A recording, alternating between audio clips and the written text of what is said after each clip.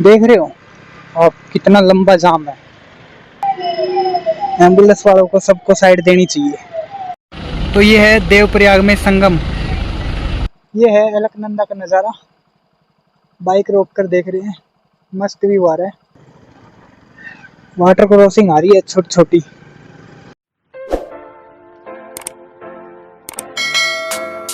Hello guys, welcome back to my another blog. Good morning, सुप्रभात, राधे राधे।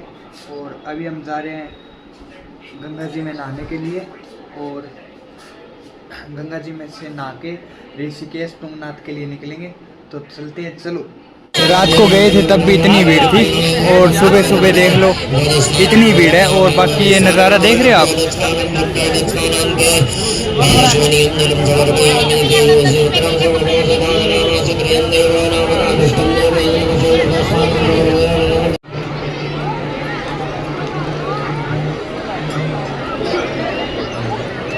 स्नान हो गए, अब निकलते हैं ऋषिकेश तुंगनाथ के लिए। चलो। माँ गंगा में स्नान कराए हैं और अब थोड़ा प्लान में चेंज है। कल हम मनसा देवी माता के दर्शन कराए थे, चंडी देवी माता के दर्शन करने अभी जा रहे हैं। और जल्दी से दर्शन करके आके फिर सीधा ऋषिकेश तुंगनाथ के लिए निकलेंगे। चलो निकलते हैं। माँ चंडी देवी के दर्शन के लिए हम निकल गए हैं और अब कुछ अच्छा नज़ारा देखने को मिल रहा है। खुला खुला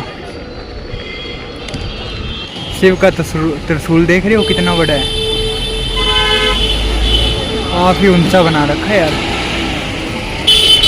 मस्त लग रहा है। बाइक में इसलिए भी नहीं लेके आया, वहाँ आगे पार्किंग की जगह नहीं है, तो अब हम ऑटो में जा रहे हैं।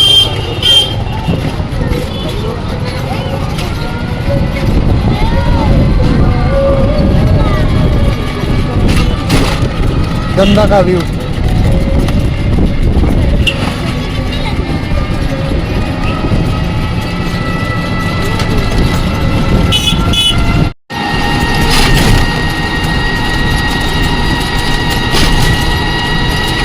वहाँ जाना है अपने को, सामने चंडी माता की, चंडी देवी मंदिर। पैदल वाला रास्ता पीछे रह गया, जहाँ में उतार रहे थे। फिर हमने बताया कि हमें भी उड़न खटोले में जाना है।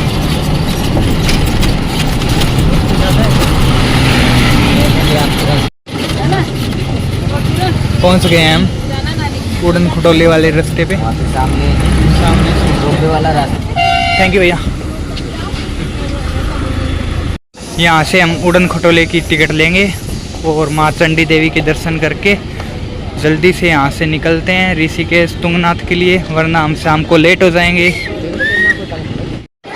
रोपवे के लिए भी काफ़ी लंबी लाइन लगी हुई है और पिछले 15 मिनट से तो यहीं खड़े हैं, पता नहीं कब बारी आएगी।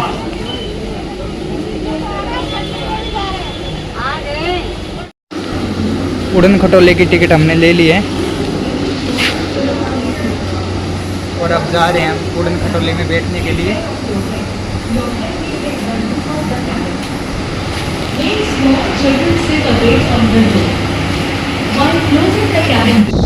ये है उड़न खटोलों का नज़ारा। मनसा देवी मंदिर सामने ये वाला, क्या मस्त व्यू लग रहा है, क्या मस्त व्यू आ रहा है ऊपर से, देख रहे हो। ऐसे लग रहा है कि जन्नत में आ गए हैं।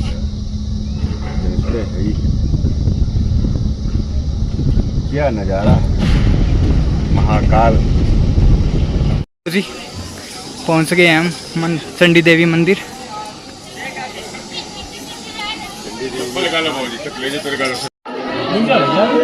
माँ चंडी देवी के आने के बाद भी यहाँ काफ़ी लंबी लाइन मिल रही है।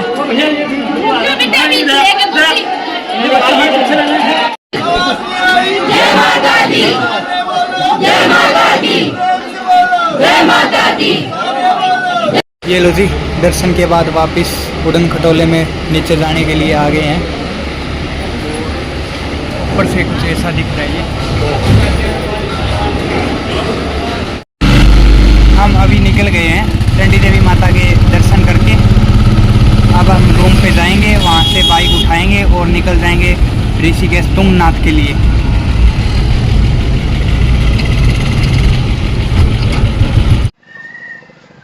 ये लो जी, हरिद्वार को टाटा बाय बाय बोलने का टाइम आ गया है और अब निकलेंगे हम ऋषिकेश के लिए। यहाँ से ऋषिकेश रह जाता है 25 किलोमीटर के राउंड।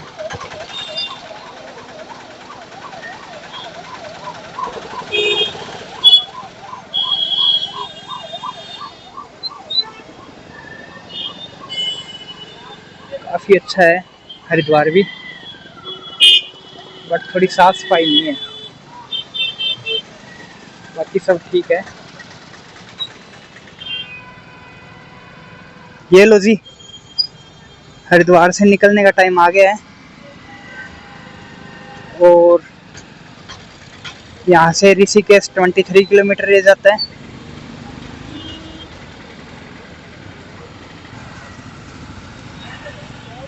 इसलिए बोलते हैं कि सुबह जल्दी निकलना चाहिए। इतनी भीड़ हो चुकी है अब तो पूछो मत ना।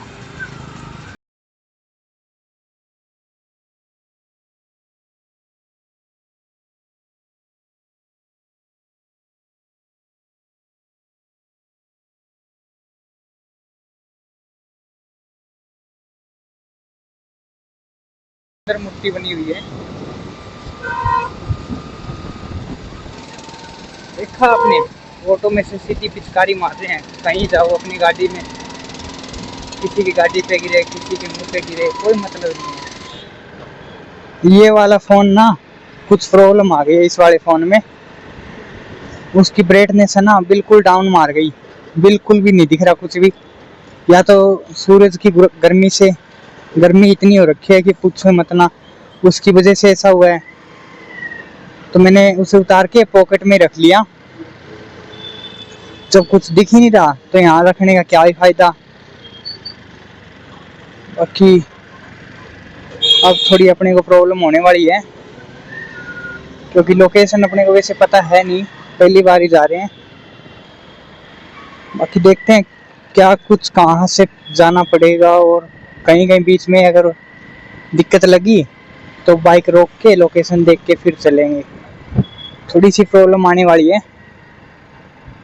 बाकी चलते हैं। सफ़र तो तय करेंगे ही, आए हैं तो इतनी दूर। योग नगरी निगम ऋषिकेश आगमन पर आपका हार्दिक स्वागत है। ये लो जी, ऋषिकेश में अपनी एंट्री हो चुकी है और ऐसे सोच के आए थे कि ऋषिकेश साइड तो बारिश मिलेगी, थोड़ी सी ठंड मिलेगी, लेकिन ना ही यहाँ पे बारिश है और ना ही ठंड है। जितनी हिसार शहर में गर्मी है उतनी ही ऋषिकेश में गर्मी है।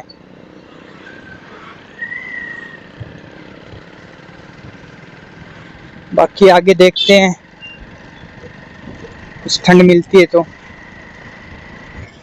ऋषिकेश से निकलने के बाद ट्रैफिक तो कम नहीं हुए, भीड़ तो उतनी है।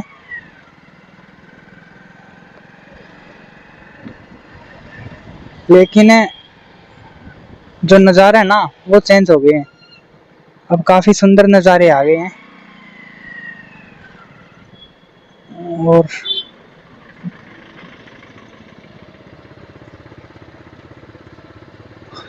किस चीज़ का जाम लगा हुआ है? ये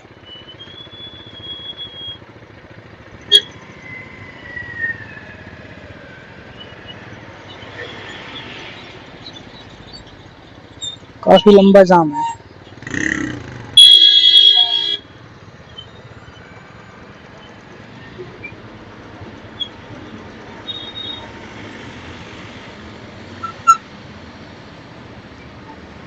हम भी साइड से निकल जाते हैं, जहाँ तक पॉसिबल होगा वहाँ तक। तो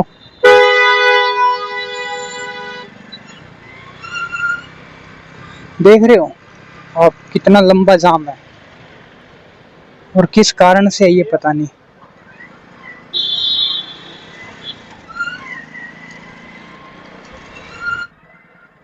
बाकी गर्मी तो अब भी बहुत है, ऐसे ना पूरी स्किन रेडनेस सी हो गई है, इतनी गर्मी है।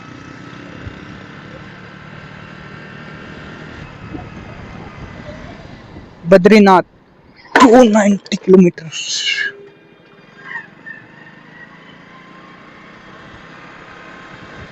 ब्रेकर भी बहुत बड़े बड़े बना रखे हैं, ऐसे एक साथ चार चार। यहाँ पे काफी लोग राफ्टिंग वाले मिल जाएंगे आपको, राफ्टिंग करवाने वाले। अपने राइट तरफ में, राइट की तरफ है राम झूला है, और यहाँ पुलिस वाले चालान काट रहे हैं खड़ी बाइकों की। अपना तो नहीं कटा अभी तक, सब कुछ सही सलामत है। बाकी आगे गाड़ी वाला पता नहीं कहाँ क्या कर रहा है, मोड़ रहा है या क्या कर रहा है, उसकी वजह से फिर रोकना पड़ गया।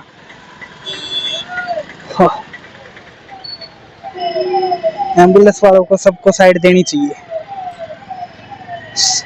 कोई स्पेशल रूल होना चाहिए इंडिया में कि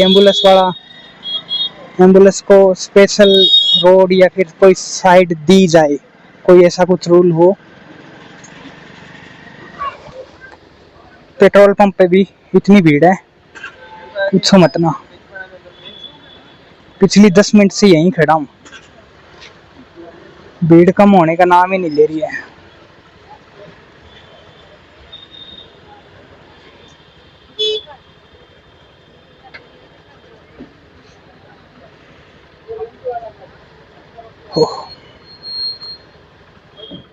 चलो, अपने आगे 3 स्कूटी हो रह गई है, इसके बाद अपनी बारी आएगी।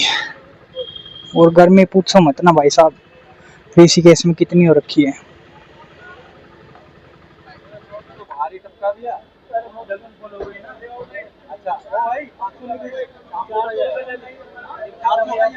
फुल कर दो।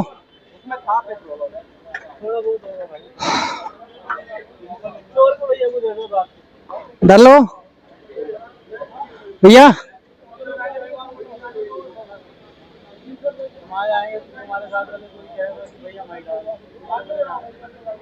अरे यार, इतनी देर में तो डल जाएगा यार।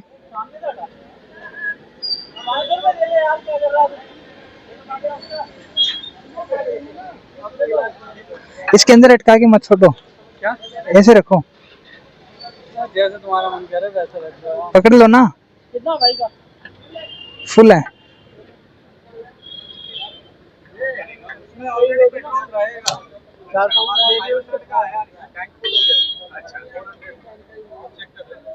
छह 600 का कर दो बस, 600 का ही आएगा। देखो, रुको रुको,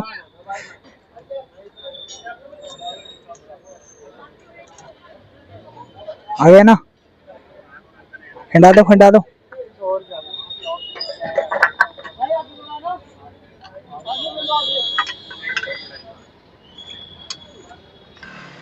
पिछले 25 किलोमीटर से ऐसे ही चलते हुए आ रहे हैं, इतनी भीड़ है, ट्रैफिक कम होने का नाम ही नहीं ले रहा।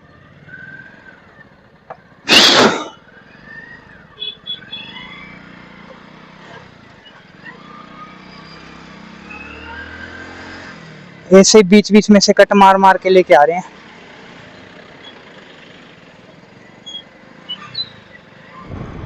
सामने के पहाड़ देख रहे हो आप, क्या मस्त लग रहे हैं। वाह, यही है असली जन्नत। और इन पहाड़ के पीछे ऐसे लग रहा है कि बारिश हो रही है, तो शायद अपने को भी बारिश मिले। अब थोड़ा मौसम ठीक हो गया है शहर से निकलने के बाद। पीछे भीड़ में काफी गर्मी थी शहर के अंदर, अब काफी अच्छा मौसम हो गया, थोड़ा ठंडा हो गया, कूलिंग वाला।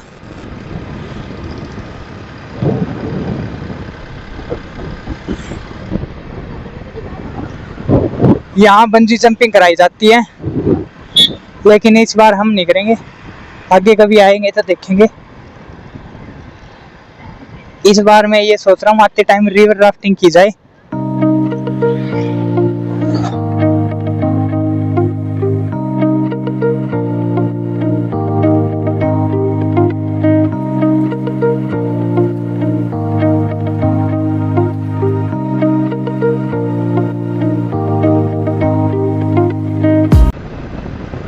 ऐसे करवी करवी रोड पे ना मैं दूसरी बार चला रहा हूँ। एक बार तब चलाया था जब पंचकुला मोरनी हिल्स गए थे, और दूसरी बार अब चला रहा हूँ। लेकिन पंचकुला वाले पहाड़ इतने बड़े नहीं थे, ये काफ़ी बड़े बड़े पहाड़ हैं और काफ़ी अच्छे लग रहे हैं। मज़ा आ रहा है बाइक चलाने में यहाँ। और तुंगनाथ और बद्रीनाथ का एक ही रास्ता है, आगे जाके अलग अलग होते हैं। ऋषिकेश हरिद्वार से एक ही रास्ता जाता है तुंगनाथ और बद्रीनाथ के लिए, जिस पे हम अभी चल रहे हैं।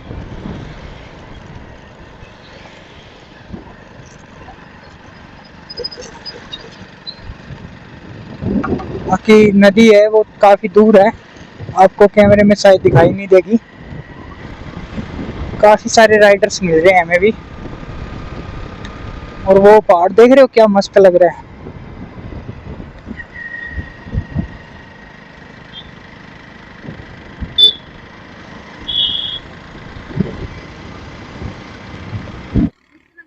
देख रहे हो नदी क्या प्यारी लग रही है।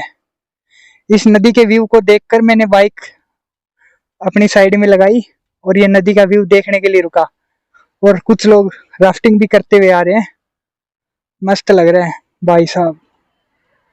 अगर कभी मौका मिलेगा तो राफ्टिंग मैं भी करूंगा इस नदी में। बाकी अभी निकलते हैं आगे की तरफ। इस तरफ मौसम खराब लग रहा है, उस पहाड़ पे ऐसे लग रहा है कि बारिश हो रखी है। चलो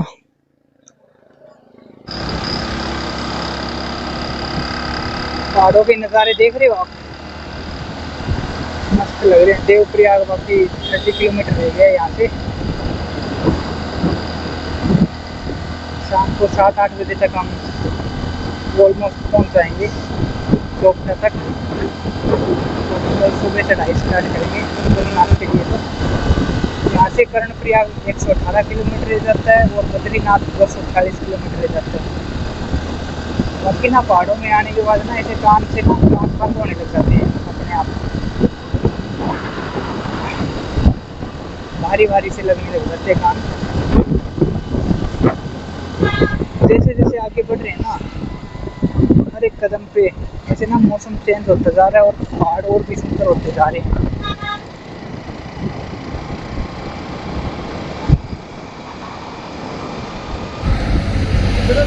काफ़ी देर से पानी देख रहे थे, पानी नहीं मिला। यहाँ करनाल वालों ने लंगर लगा रखा है और पानी भी दे रहे हैं। यहाँ से प्रसाद ले लेते हैं और पानी भी पी लेते हैं। देवप्रयाग से 15 किलोमीटर पहले करनाल वालों ने यहाँ लंगर लगा रखा है। कहीं तो पानी भी 40 का लीटर मिल रहे हैं। पहाड़ों में आकर कितना महंगा कर दिया है, 20 वाली बोतल भी 40 में देने लग रहे हैं। और कहीं चाय और खाना सब फ्री में कर रहे हैं। अलग अलग दुनिया है सभी जगह। संगम नगरी देवप्रयाग आगमन पर आपका हार्दिक स्वागत है। धन्यवाद धन्यवाद। देवप्रयाग पहुँच गए हैं। संगम तीन नदियों का संगम। तो ये है देवप्रयाग में संगम। अलकनंदा भागीरथी दोनों का पानी में भी डिफरेंस है। ये ग्रीन है, ये थोड़ा येलो कलर का सा है। आगे दोनों मिलकर गंगा नदी बनाती है। काफ़ी मस्त व्यू आ रहा है, देखो पहाड़ों के बीच में देख रहे हो। और वहाँ अगर देख पा रहे हो आप, लोग नहा भी रहे हैं।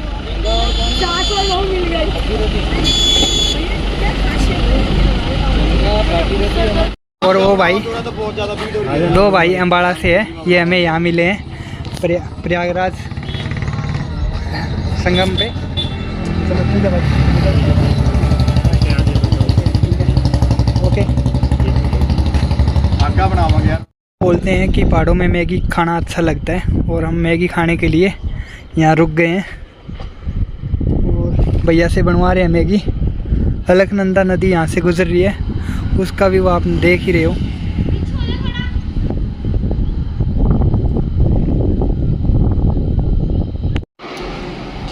हमने मैगी बनवाई थी। और वो मैगी बनकर आ गई है। बाकी अब टेस्ट करके देखते हैं कि क्या टेस्ट है। खा ले।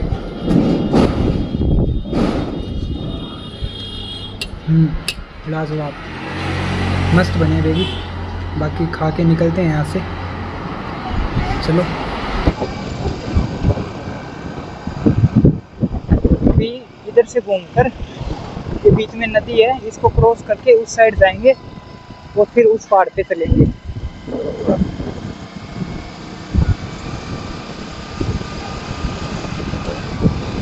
मतलब ये एक नदी आएगी,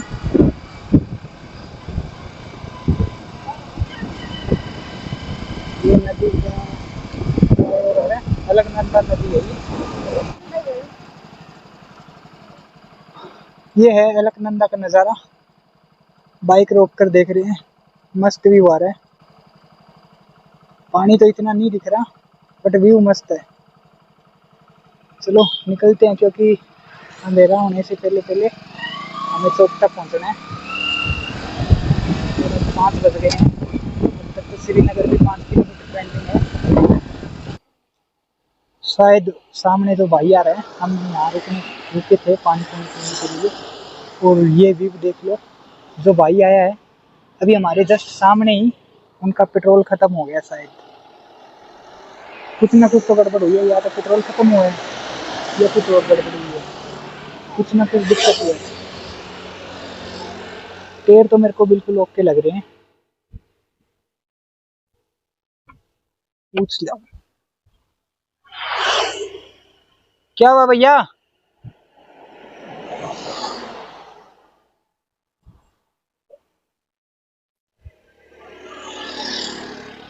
क्या हो गया?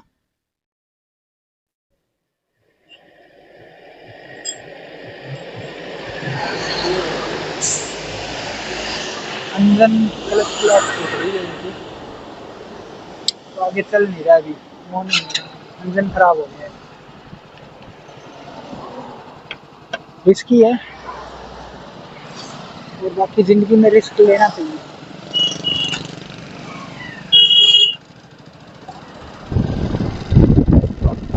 एक साइड में नदी बह रही है और एक साइड में पहाड़ देख रहे हैं।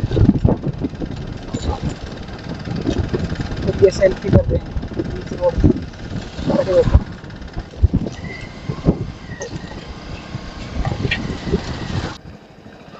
व्यू देख रहे हो क्या मस्त व्यू आ रहा है। नीचे कंस्ट्रक्शन वगैरह चल रही है, कुछ ना कुछ बना रहे हैं वहाँ से। पहाड़ों के बीच में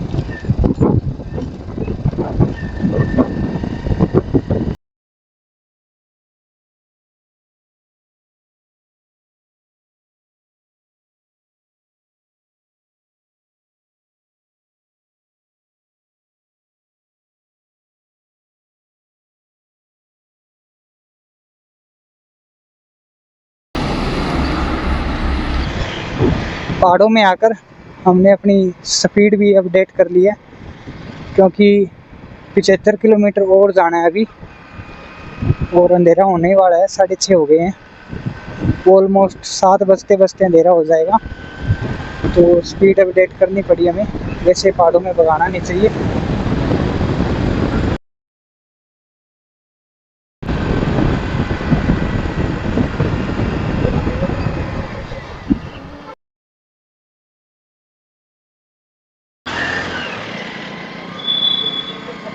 अपने को स्पीड अपडेट के चक्कर में ऊपर चढ़ जाते, अपने को हालांकि नीचे उतरना था,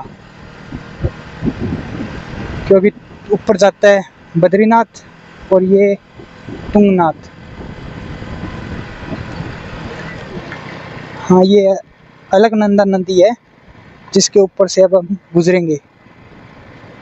और व्यू तो काफ़ी मस्त आ रहा है इसका भी, खड़े होके दिखाता हूँ मैं आपको। देख रहे हो क्या मस्त व्यू आ रहा है।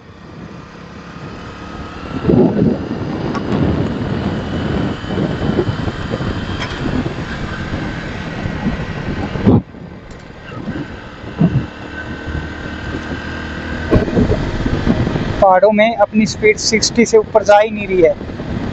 मैंने ये पूरा ऐसे टाइट कर रखा है, फिर भी 60 से ऊपर नहीं जा रही है। और जाने की कोशिश भी करती है, तब तक या तो कोई चढ़ाई आ जाती है या मोड़ आ जाता है।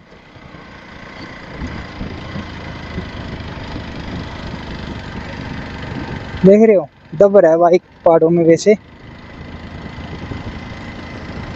मैं ये सोच रहा हूँ लद्दाख लेके जाते हैं, वो लोग कैसे लेके जाते हैं स्प्लेंडर को।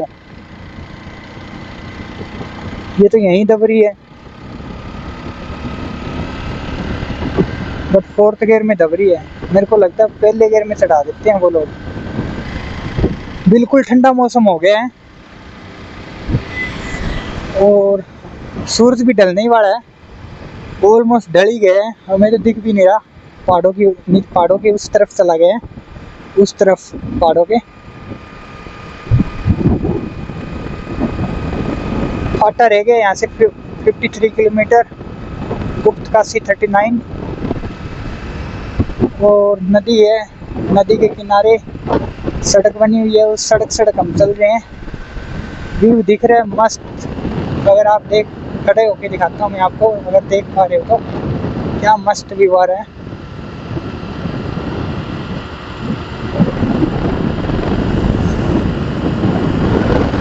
मौसम एक नंबर का हो गया है, ठंडा बिल्कुल सुहाना। पूरे दिन से ऐसे ना, ऋषिकेश से निकलने के बाद भी काफ़ी देर तक गर्मी थी, लेकिन अभी मौसम एक नंबर का हो गया, अच्छा। चोपटा भी हम कुछ ही देर में पहुंच जाएंगे। चोपटा रुकेंगे आज की रात, और चोपटा से फिर कल सुबह हम शायद चढ़ाई स्टार्ट करें तुंगनाथ के लिए।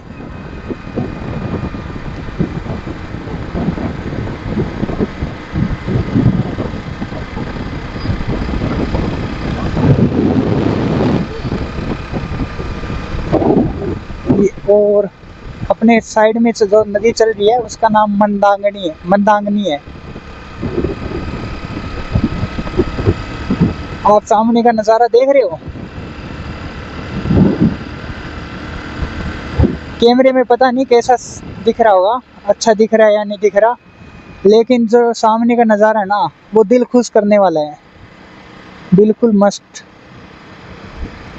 और शायद मैं कल सुबह आते टाइम, कल दोपहर को आते टाइम यहाँ पे नीचे उतर के मैं फ़ोटो वगैरह भी क्लिक करवाऊँ। बाकी देखते हैं जैसे क्या होता है, कैसे। यहाँ पे कुछ तो पंगा हुआ है, पुलिस भी आई हुई है और गाड़ी वाले भी नीचे उतरे हुए हैं।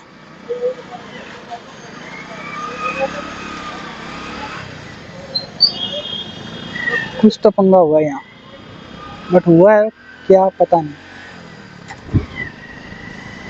और इनकी वजह से काफ़ी लंबा जाम भी लग गया है। हमारे पास तो बाइक थी, साइड में से निकाल के ले आई। गाड़ी होती तो यहीं रुके रह जाती काफ़ी देर तक।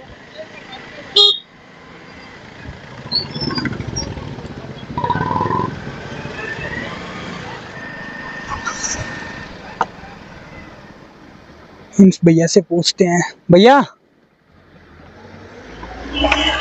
तुंगनाथ जाना था, तुंगनाथ कितने किलोमीटर होगा? यहाँ से 25 किलोमीटर। तुम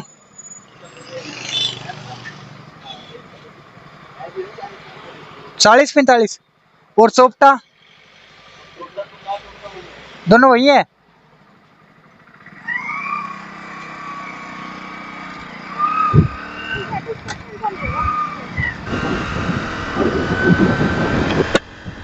हमने ना पहले तुंगनाथ की लोकेशन लगा रखी थी, तो वो ये सही दिखा रहा था। जब से चोपटा की लोकेशन लगाई है ना, कभी 25 किलोमीटर दिखा रहा है, कभी 45 किलोमीटर दिखा रहा है, ऐसा ही कुछ दिखा रहा है।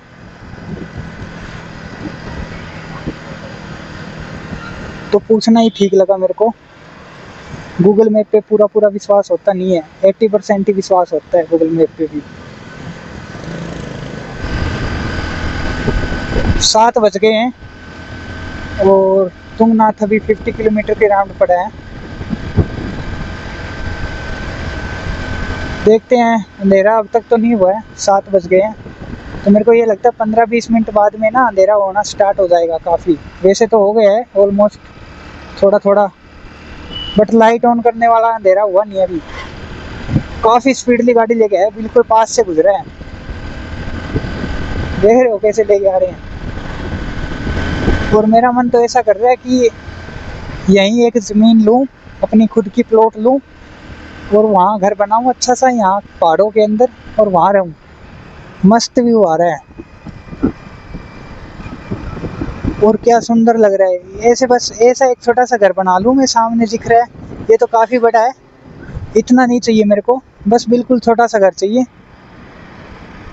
और उसमें मैं हूँ, मेरी फैमिली हो, बस आराम से सुकून की ज़िंदगी जी, चाहे इतना ही हो। ये भी काफ़ी बड़ा हो गया, इससे भी काफ़ी छोटा हो चाहिए, चलेगा। सुकून भरी ज़िंदगी होनी चाहिए बस, यहाँ पे पहाड़ों के बीच में सुकून।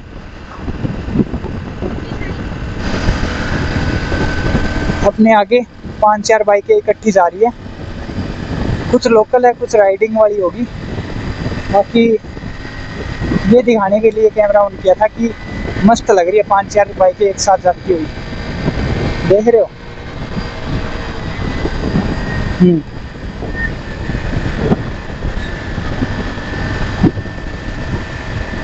और इन सबको आप करेंगे क्रॉस अपनी स्प्लेंडर लेके। ये बंदा काफ़ी देर से अपने आगे ही चल रहा है, भगा रखी है इसने भी काफ़ी, कहीं दूर ही जाना है इसको भी लग रहा है, जल्दी में है अपनी तरह।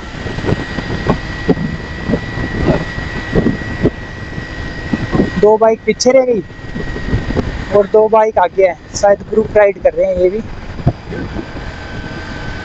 लेकिन हम तो सोलो राइड करते हैं। ग्रुप राइड के लिए कोई है नहीं अभी फ़िलहाल साथ में।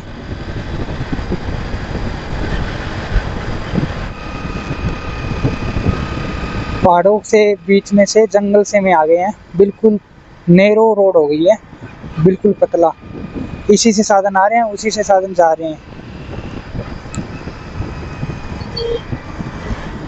और लाइटें भी लोगों ने ऑन कर ली है, अब तक अपन इतनी की है, हमने इतनी की है। और यहाँ से 40 किलोमीटर रह गया है तुंगनाथ।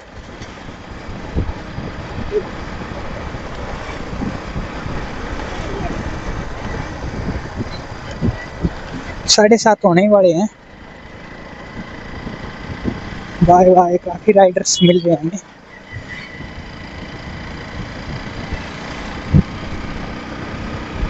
जो भी राइडर्स हमें मिलते हैं उसे हम बाय कर देते हैं, हेलो कर देते हैं। बाकी रोड काफ़ी ख़तरनाक आ गई है, देख रहे हो। अपने आगे पीछे कोई नहीं दिख रहा, कोई ना आ रहा ना कोई जा रहा, और बिल्कुल नैरो सी रोड आ गई है। ये तो एक गांव आ गया है, इसलिए थोड़ा सा ऐसा लग रहा है, वरना पीछे तो ना काफ़ी नैरो रोड थी और कोई ऐसे जंगल सा था दोनों साइडों में। तो वहाँ मैंने वीडियो बनाना और रुकना अच्छा नहीं समझा मेरे लिए।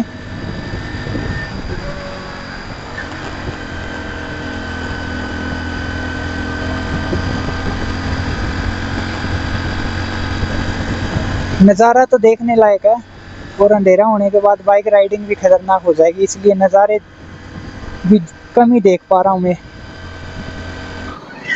अभी भी 30 किलोमीटर्स पड़े हैं और अंधेरा हो गया है, ऑलमोस्ट अंधेरा हो गया है।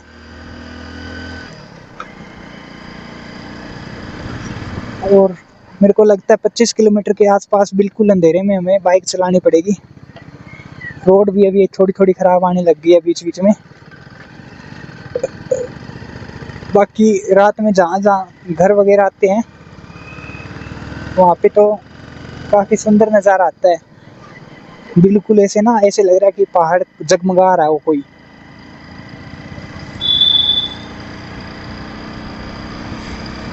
दूर से देखते ना इन चीज़ों को, जैसे ये घर वगैरह बने हुए हैं, होम स्टे वगैरह, ऐसे लग रहा है कि पहाड़ जगमगा रहा हो।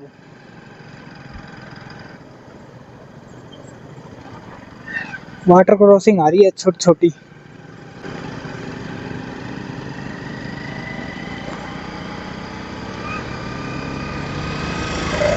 यहाँ पे लिखा है चोपता 29 किलोमीटर। काफ़ी देर से ये आगे वाली गाड़ी अपने आगे आगे ही जा रही है। मेरे को लगता है ये भी तुंगनाथ चोपता ही जाएगी। और वो वाला व्यू दिख रहा है, ऐसे लग रहा है कि पहाड़ जगमगा रहा है। इन्हीं की बातें कर रहा था मैं थोड़ी देर पहले।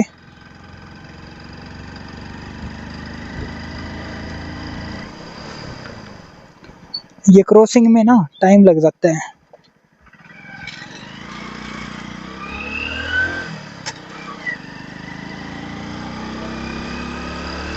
Thank you.